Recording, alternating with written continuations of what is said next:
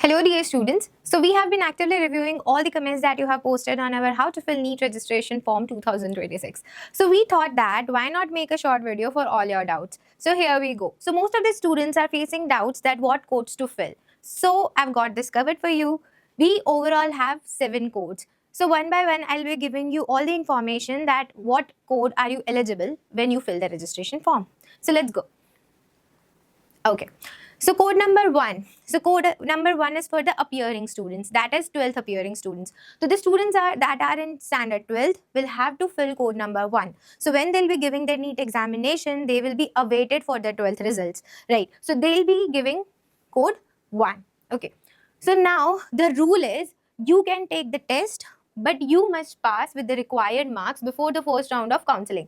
So it says that कि counseling से पहले आपके पास आपका मार्कशीट होना चाहिए और मार्कशीट के अलावा आपको एक एलिजिबिलिटी क्राइटेरिया होती है नीट के लिए, वो अगर आप उसके अंदर फॉल कर रहे हो then you can go for further counselling. Okay, so the subjects that are required will be English, Physics, Chemistry and Biology or Biotechnology. Right. Moving on, code number 2. So code number 2 ऐसे students के लिए हैं जो repeaters हैं, जिन्होंने already 10+2 that is अपनी 12th की exam दे रखी है और वो अगले साल वापस एग्जाम दे रहे हैं, री एग्जाम दे रहे हैं नीट की. सो this is for that students, that is code number 2.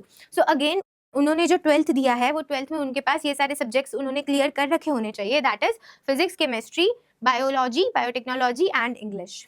Okay, so repeaters जो है वो कोड नंबर 2 फिल करेंगे. Okay, moving on.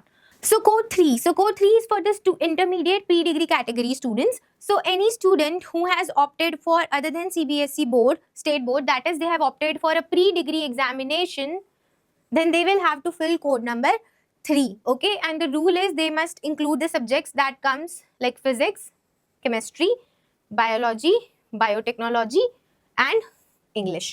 ठीक है, सो आप कोड नंबर 3 कर सकते हो. But in case if you are 12th appearing and आपने CBSE स्टेट बोर्ड में लिया है तो आप कोड नंबर 1 अप्लाई कर सकते हो.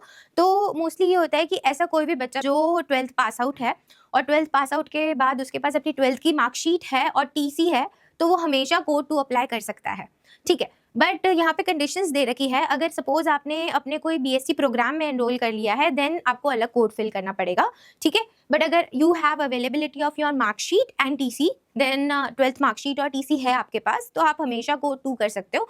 और अगर आप 12th अपियरिंग हो CBSE स्टेट बोर्ड में तो आप कोड 1 कर सकते हो, या फिर आपने कोई ऑप्ट किया है pre degree examination in science के लिए तो आप हमेशा कोड 3 भर सकते हो. This is for the 12th appearing.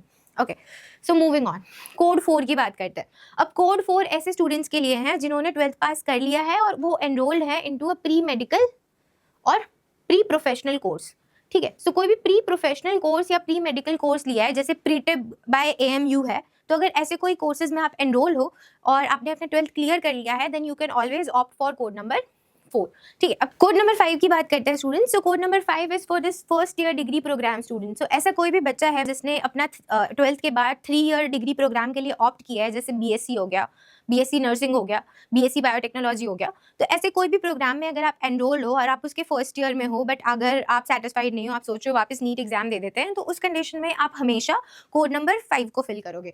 ठीक है, so this is for the student that are currently in the first year of the 3 year degree course जैसे BSc. ठीक है, सो उसके लिए आप कोड 5 भर सकते हो, मतलब आपने 12th कंप्लीट कर लिया और आप फर्स्ट ईयर डिग्री प्रोग्राम में हो, दैट इज BSc.